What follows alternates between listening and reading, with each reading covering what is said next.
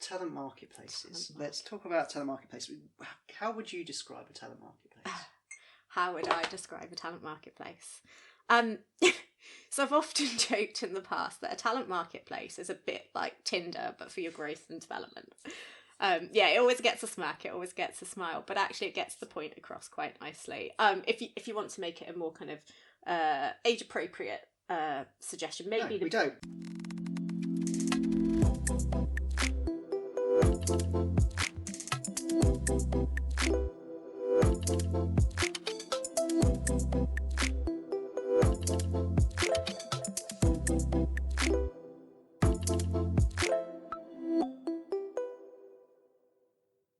So, welcome to the first episode of the Tricky To Ttile podcast. Today I'm joined by Kelly Cleverly. Kelly is an enterprise skills lead for a global financial services organisation who are starting to get to grips with skills on their skills journey. In this episode, we're going to be talking about talent marketplaces and the roles of skills within that, some of the challenges, some of the good things that we see that bringing. But just to kind of introduce you to the podcast itself, Kelly is, and I'm very happy to say, our first podcast guest. During the podcast, we will be working on a small activity between the two of us. So I've brought along some mugs and we have some pens, and I'll be asking Kelly just to decorate her mug, which I will take home with me. Kelly unfortunately gets the mug that I'll be decorating. May not be fantastic. We'll see how that goes. Just to kind of have a memento for each of the podcasts, so I get to line them up in my office, which will be lovely. We also have Dave down here, Dave the donkey, for those of you that are watching. Dave has been with me for 14 years. He came as a birthday present for my 30th, so that gives away my age, and has travels around with me everywhere. Is a very close friend to me, hence when you see the intro you'll see Dave immortalised, but he is the podcast mascot, and you'll see him in every single episode unless I forget him. And then probably the big thing, the principle of this podcast series is this is effectively interesting people talking about interesting things that they're passionate about. No selling, no company view. This is individuals and their opinions.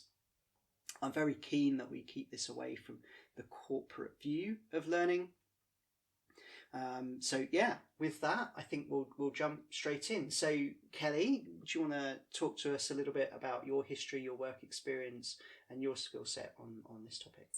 Sure. So first and foremost, thank you for having me as your very first guest. I feel very honoured. My journey, I think it's really safe to say it's been a bit of a squiggly one, right? So way back when, I actually have an accounting and finance degree. I qualified as a chartered accountant at one of the big four accounting firms. And that, at the time, I was strong at things like maths and economics, and it made good sense as an 18-year-old who wanted to secure a stable future and a good job coming out of university. And when I think about the journey I've been on ever since, I guess it's a sign of how I've grown and developed as an individual, as I've grown and developed in life, in having a family, and actually just understanding myself and what I enjoy doing. It's really hard being that kind of 18-year-old version of yourself, 21-year-old version of yourself being asked, what do you want to do next? So actually, after I qualified, I'd kind of realised that the world of accountancy probably wasn't the right one for me. And actually what I enjoyed about being in the financial services practice in a big firm was actually going to other organisations and being curious and meeting new people and learning about different people, different organisations, different processes every day. And that was the thing that really made me go, okay, actually I want to kind of take this and kind of move in a different direction. I quite enjoyed working in the financial services sector, so actually spent a bit of time working at Nationwide Building Society. I think I'm allowed to say that. Spent 12 years of my career there. Joined there as an internal auditor because it seemed like a good fit for how I'd trained, and actually for me gave me such a valuable insight into the entire organisation. Getting to grips, every audit you did was different area of the business, different set of stakeholders. I just really enjoyed it. And I got an opportunity to do some work with the strategy team for the organisation, and identified an opportunity to go and join that team. I spent 8 years working in a strategic planning role for the organisation, and my goodness, it was eye-opening, and so many levels in terms of, you know, being in the thick of the engagement with the board and the CEO about where we're taking the biggest mutual in the country. And it was really exciting to be in the thick of it and be managing all those relationships with the business experts and the board, and then actually trying to disseminate that strategy into something the 17 million members could understand. Yeah. So I drew on so many skill sets. And as I worked through that process, I started to get clearer, I guess, on the bits of my role I really enjoyed, and it always came back to the kind of people engagement, helping others achieve their strategic ambition. And on a more personal level, you know, I started a family and became a mother and navigated all the challenges that come with re-establishing your identity in the workplace. And I think that was kind of a turning point for me, where I realised I really wanted to focus in on the people agenda and unlocking delivery through helping others achieve their personal goals, helping others to learn and grow and develop. And that kind of led me into the kind of future capability, learning, development, talent arena, and kind of to where I am today. Yeah, sorry, very long-winded answer. No, I mean, it's fantastic, because I think it really demonstrates, I think, what we'll talk about later, is certainly around skills, right? That interlink of moving away from job or role and the fundamentals that sit underneath that being skills, and how they work across often multiple different roles or jobs, but also how you can reskill yourself, upskill yourself, move yourself into a different career path, right? And I think it's still quite brave to, especially I think if you've gone to university, to look at what you've done, spent that time studying, and say, actually, do you know what?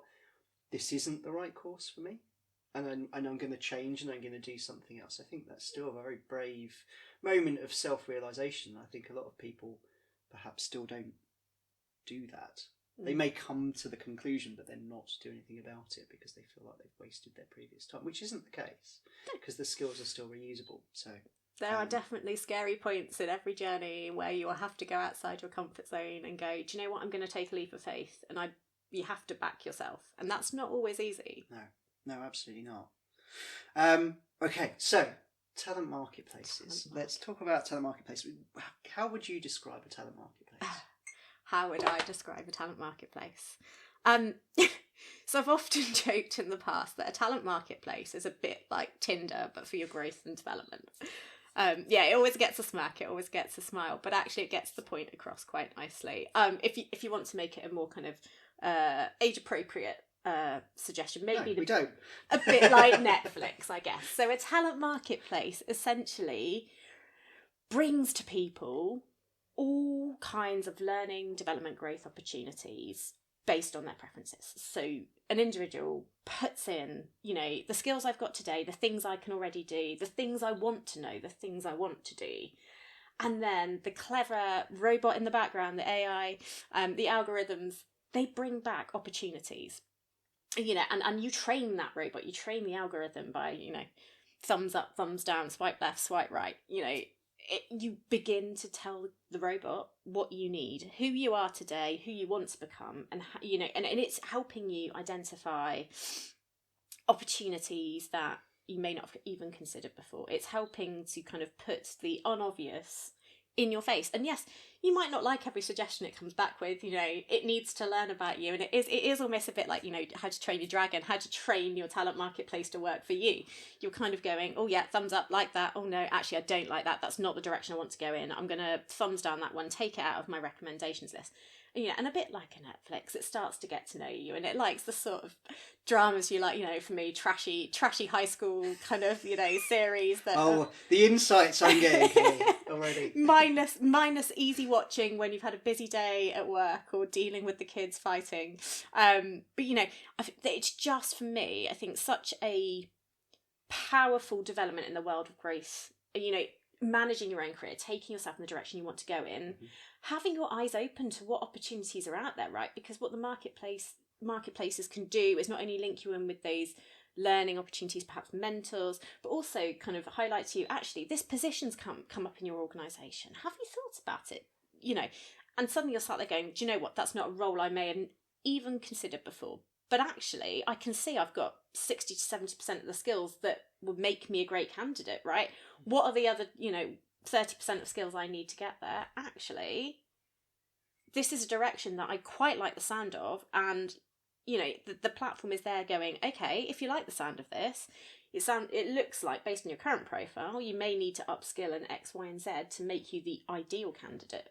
I think just having that tool, having that power to take your career in the direction you want to go, thinking about things like touched on previously about your skills, what are the things you enjoy doing, what do you get good feedback on, what do you actually practically want to use, and starting, you can be a bit more kind of selfish, a bit more kind of, actually, I do that in my role today, but does that mean I really want to do it in the future? No, actually, let's start looking at roles where I can dial that down and dial up this thing over here that I really love doing and it gives me energy. So I think you've spoken very well, I think, there about the benefits for an employee, right? And the more structured opportunity for career development, career growth. What about from a business perspective? Because they're not cheap, right? These platforms are pretty expensive. So what does a business get from providing this to its employees? What's the benefits from an org's perspective, I suppose? I think that the benefits are kind of multiple. So, for a number of organisations, they will have introduced a talent marketplace in response to employee sentiment. I don't see that clear career growth here. What's my future looking like? And they're doing that. Good nudge on the pen there. I shall start drawing whilst I talk. Only listening, I did just pick up some coloured pens to do. Yeah, my mug is looking a little bit blank. Bear with me. So benefits of the talent marketplace. So I think there is a piece around engaging your people and helping them to grow, and making people feel like they've got a career kind of trajectory and vitality with your organisation. And whilst you're doing that, obviously, you're upskilling them. You're increasing your capability of your organisation. The other side of it, I think, in terms of benefits, is the visibility of the capability of your organisation. I was at a conference quite recently where one of the speakers said, actually, organisations know more about their chairs than they do about the people sat in them. It's so true. You think about it, and actually, when your chair's going to depreciate. When you need to write it off as an asset. Actually, but the people who turn up for you, what do you know about them? What do you know about what they did in the past? Really? I mean, you capture this stuff when they join. Obviously, you do a CV sift and you put it all in the kind of HRIS system and bank it, knowledge. But actually, do you fully understand the things this person can truly do and the things they're taking the time to learn and upskill in right now?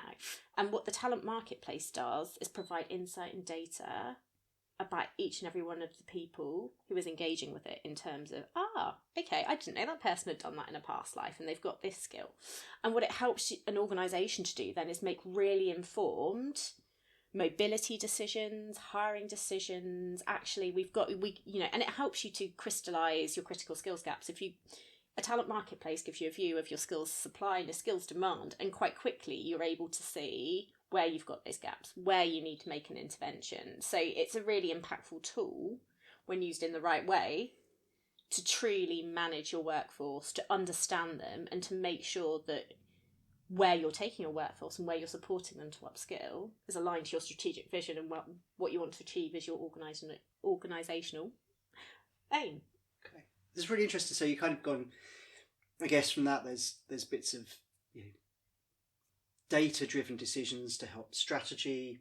Yes. Data-driven decisions to help talent and progression, succession planning, which has for some organisations kind of regulatory requirements around it that you can evidence the choices you're making, but also I guess human risk management, right? Yeah. So, as you said, you know where your critical skills are. You know where people are perhaps performing well, underperforming, opportunities to move them around, etc. Yeah. So that's super useful.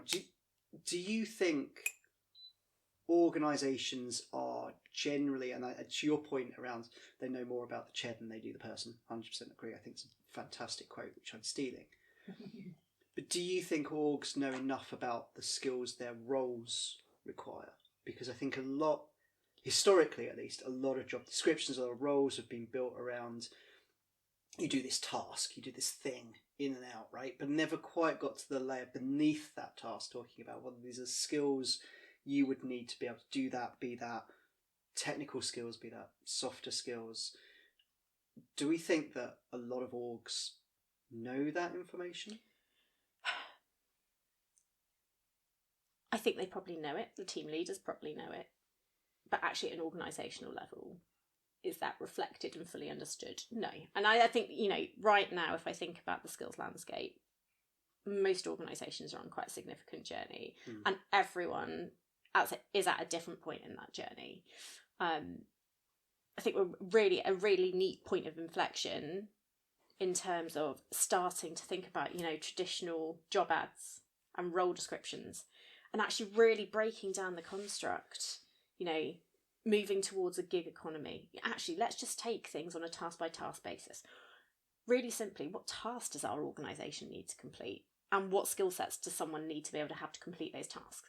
And actually, it doesn't have to be a huge role. Actually, if we take the things we do as a business and we break them down, using people, not using people, but applying people's skill sets in a way that drives most output for the business, greatest capacity.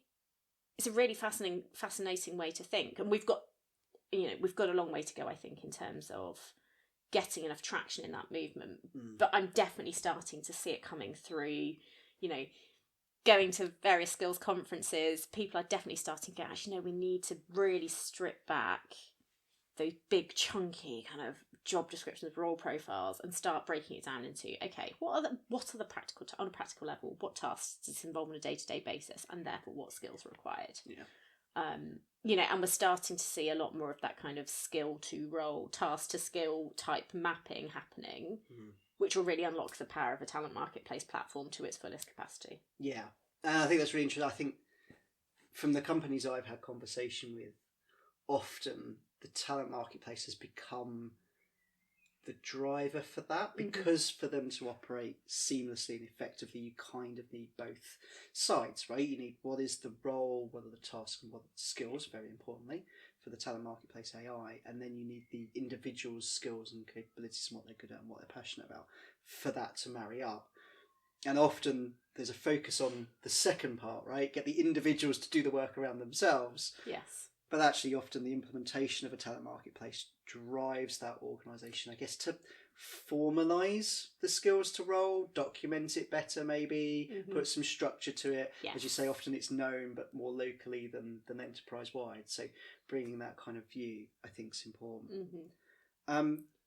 If we come to the autonomy piece, the career development for individuals, if we can, because I just want to come back to that.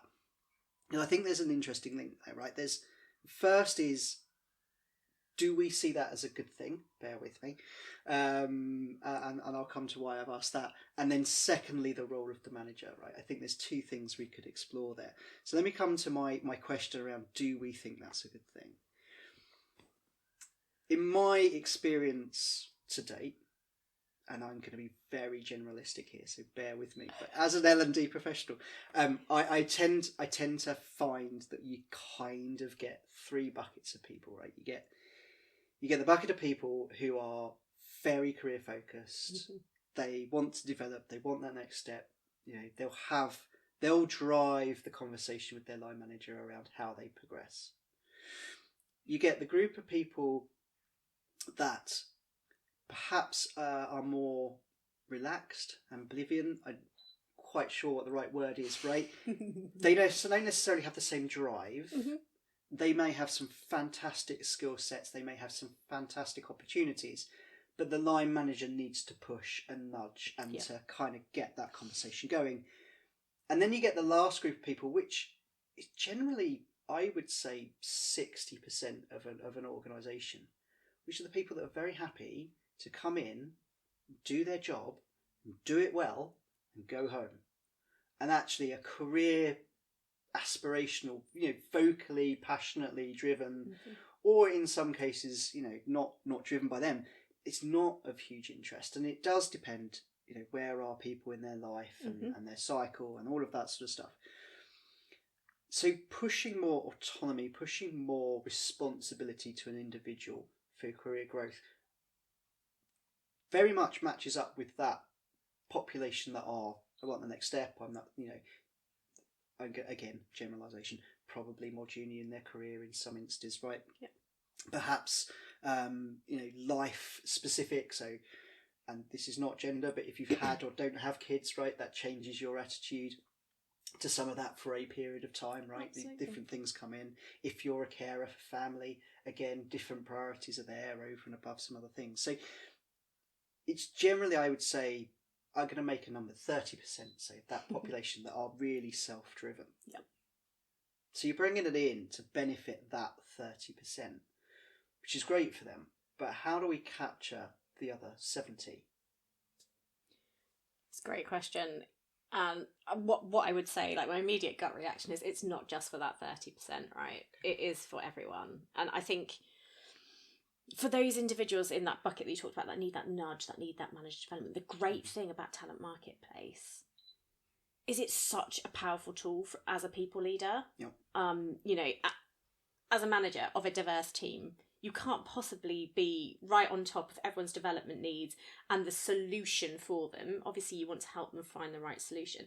And so actually, I think where the Talent Marketplace really comes into its own is giving the manager quick, real-time insight onto where someone's at with their skills base and where they want to go aspirationally. That you can pull that up, see it in the background as their people manager. But actually having the marketplace open together when you're in a one-to-one conversation, as a manager, you can't have all the answers, but actually you can sit and look at the Talent Marketplace together, real time, have a really open, robust conversation around, what's it returning? Let's work through these options. Does this sound appealing to you? It's like, from my perspective as your manager, I think that's a really good next step for development. Would you consider it? Actually, it's suggesting this mentor. Actually, I know them. I'll ping them now. Let's make that connection. And you start to, people managers are so much better equipped to go into those conversations, and talk through those aspirational goals and take, and for me, I think the Talent Marketplace, the power of it is really when you get into that all-encompassing career conversation, that personal, that continual conversation. And sometimes it might be really kind of development focused, and other times it might be actually, let's just step back, look at the bigger picture. Where are you in life right now? What do you need? What do your family need? Yep. And working with the kind of the marketplace there in front of you, updating it real time, going through optionality. And you talk about the bucket of people who are just happy to show up and do a good job. There are a lot of people that sit in that bucket, right? And they'll be the ones where they go, Talent Marketplace. Wow. Why should I bother? Yeah. And I think for me, there's still an onus on those people to stay on the front foot, right? Their roles will be evolving. We know AI, said the word. AI is changing the way roles kind of exist. And, I don't see that as a threat. I see it as a real opportunity to augment. Yep. But those people who want to show up and do a good job but go home, they still need to be upskilling themselves to stay at a good, high-performing level for their role, right? Yep. So how, for me, the hook for them is actually, you don't have to do the hard thinking. You don't even have to go out and find your own courses, right? We can be pushing courses out to them through the marketplace. Or, actually, we'd really love you to get a mentor because we think it's going to help you kind of grow in terms of your knowledge of this business and help expose you to the wider business strategically. Yep. Just go to the Talent Marketplace. It gives you a whole host of options. Like, you don't have to do the hard work. The platform, the AI is doing it for you. Yeah. So I think there's something there for everyone. But I really do see how it can empower a people manager. You know, being a people manager is such a tough gig.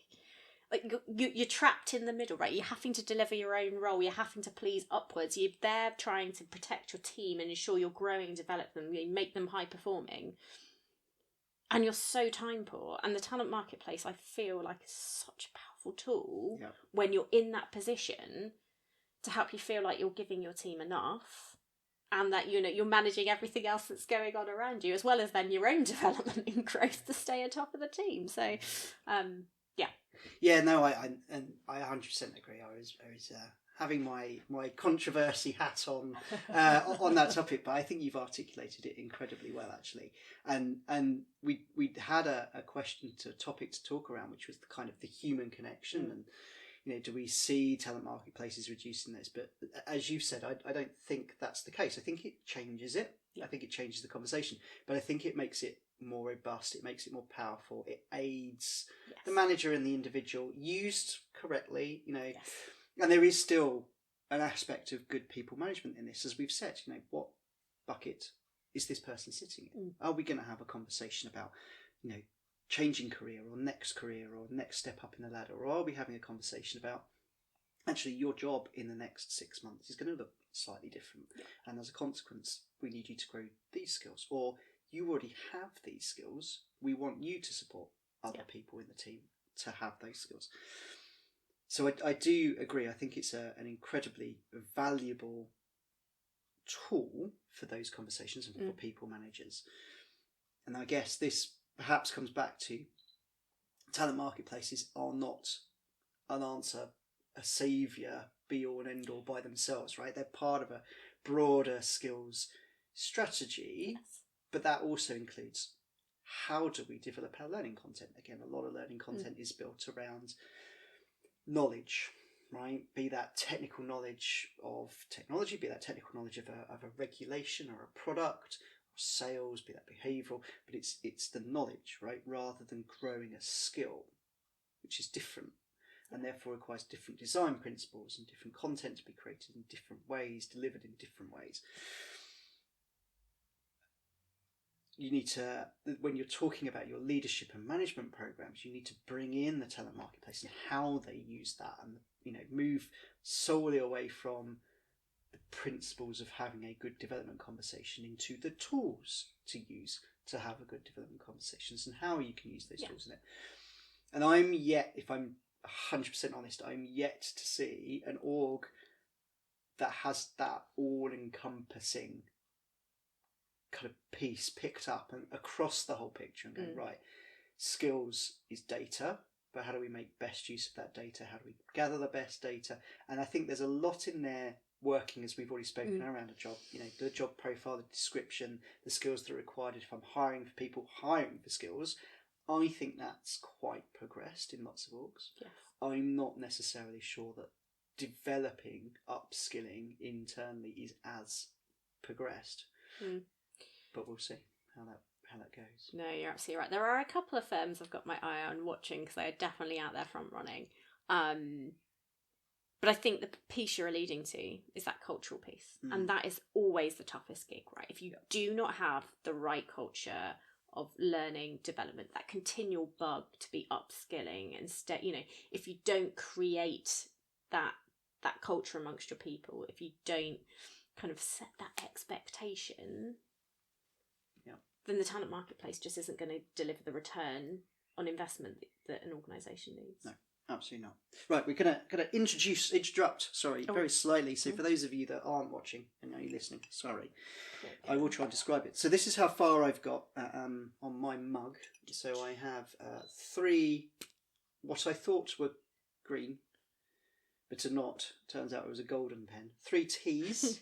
And currently some grass, and my plan is I'm going to do Dave, who is here. For those listening, Dave is the donkey, just as a reminder.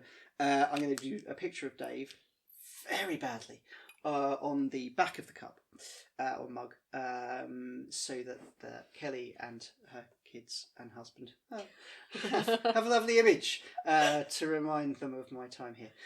So Kelly, would you like to show the cameras what you've done so far? So I'll show you the side that's actually got content on. Yeah, I haven't got too far.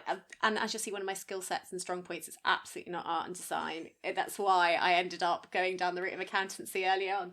I have grass. I have grass at ground level. That's and nice. I have some sunshine. It is a sunny day today. And I have Richard and I in very simple stick form. Nice. That's me, is it? There's some little birds flying around. Yeah, that's you. You're super slim, Richard. Yeah, I'm taking that all day long. And we're having a lovely conversation. That's as far as I've got. I'll try and put something inspiring on the opposite side, but talking and drawing at the same time. Multitasking is still something I'm working on. Well, yes. Yeah, I'm reliably informed it's not a thing for anybody, so I do feel better about that. Okay. So, what I wanted to touch on, and it kind of comes back, I guess, a bit to the AI piece as well. Mm-hmm. But knowing you as I do, I'm sure you'll have some strong opinions on this, is around inclusion and equity and the good things that skills and talent marketplaces might bring to that, and some, I guess, some watch outs, some concerns that we might have around, D&I when it comes to kind of how talent marketplaces are used. I think fundamentally the talent marketplace in itself is probably okay. Maybe there's some questions about how the AI algorithm is going to work in there. But obviously, the more data you give an organisation, then decisions start to be made upon that, purely that data, and may miss out some of the other things about individuals, right? If that data is taken in isolation. So what's, I guess, the good stuff from a talent marketplace when we think about the D&I perspective? So, at a personal level, I think the beauty of it is, regardless of how you like to learn, grow and develop, there's something for everyone. There's different ways to approach different learning, and the marketplace brings back so many different opportunities. If you're a person that vibes with in-person sessions where you can practice together, etc., there's something for you. If you're someone who prefers to kind of, you get more from a structured, I'm going to read it, I'm going to apply it type learning, there's something in there for you. And you can start to look at the profiles of potential mentors, and it's up to you how much you do or don't want to engage. So, the neurodiverse population, for instance, can struggle with being in noisy, loud environments, being in big groups, and I am generalising here, but, actually allowing someone who's neurodiverse to pick a training course that works in the right way for them. Like, and you're able to enter it on your terms when you're in the right headspace, in the right location, in the right surroundings. It makes that kind of access to learning and development and growth opportunities much more accessible than feeling in a pressured situation where you've got to kind of conform with a mass one size doesn't fit all type offering. You can set your own learning pathway, you can set your own trajectory in a way that keeps you comfortable. And then I think, actually, and where I've seen it play out really beautifully more broadly in terms of the DEI landscape, is actually some of our most prolific that I've seen project posters, people bringing in the resource, is actually employee resource groups. We know they all run off volunteers. We know they're the backbone often of the D&I wellbeing agenda in most organisations. Passionate volunteers who give up their time side of desk on top of everything else. And I know that a lot of the employee networks I work with and involved in, we're always out there posting, come on volunteers, come and get involved. And, and often it will be kind of, we need some comms support, or we need someone to help us structure a plan where we're all volunteers and we're not very strategic thinkers, come and help us. And suddenly the networks are helping people to grow and develop their skills, whilst also then progressing and advancing the D&I agenda across organisations, which I think is just fascinating. And then I guess flip side, you did touch on it, right? The one thing I am acutely aware of is that actually skills insight is great. Skills insight informs hiring, firing, build, buy, borrow type decisions. For an organisational perspective, that is fabulous. I am conscious, though, if we do it purely based on skills, obviously we may lose some of the background around people's individual characteristics. But, when you weigh the two up, I think the power of a talent marketplace platform for individuals, for the kind of broader DEI agenda within organisations, and sourcing those volunteers to keep it driving forward, I think is a force for the good overall. Yeah. No, I agree. I think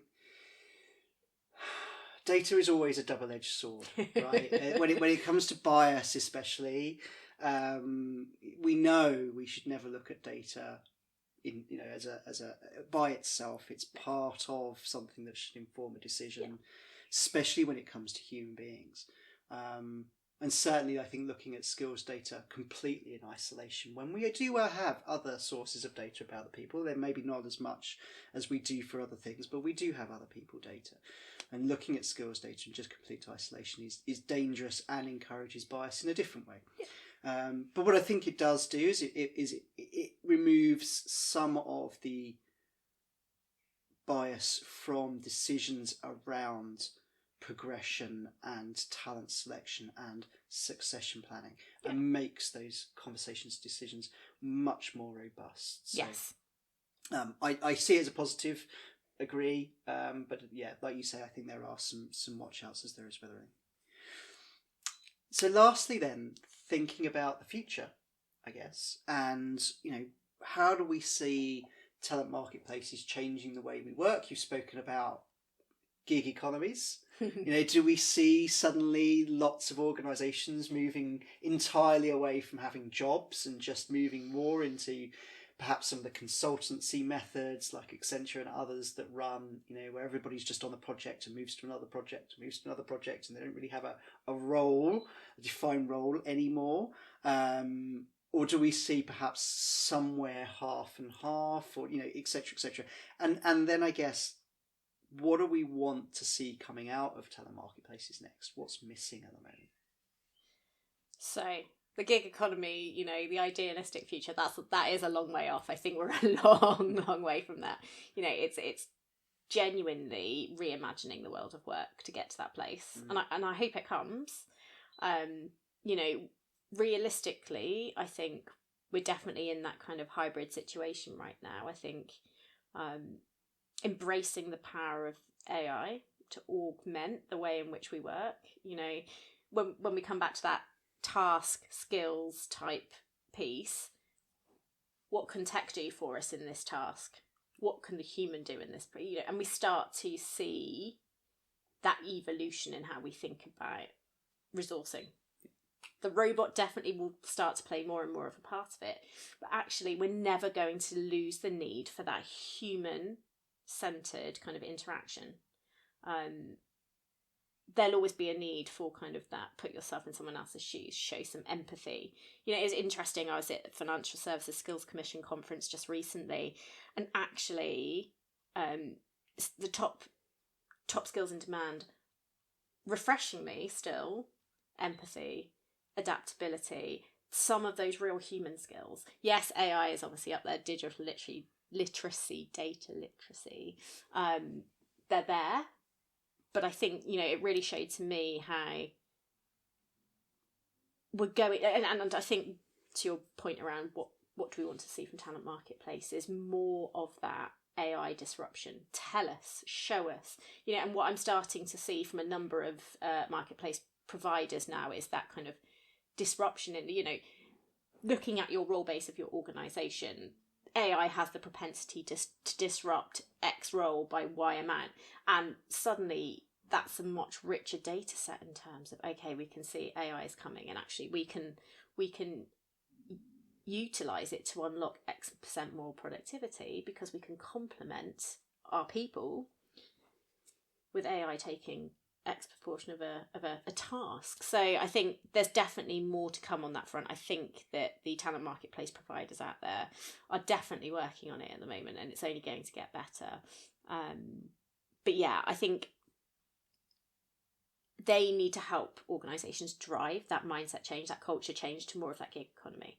Let's take it back to tasks, let's take it back to skill. And actually, I think, and this is just my personal opinion, we'll see a lot happier people, a lot more productive workforce, because people are using their skills and their strengths in a way that brings them energy, in a way that gets their passions reignited, rather than having to turn up and fulfill X role with 20 bullets against it, you know, of which maybe 4 or 5 float your boat, and the other ones are just like, well, they're just part of my role and I have to do them. Yes, there obviously will be roles that are like that, but if we can help people to work in a way where they're working on the majority of tasks that really kind of enthuse them and get the best out of them, surely it's a win-win for everyone, right?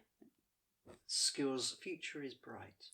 Yes, it is. It is. Okay, let's see how bright your mug is. Did you like that transition? I thought it was quite good.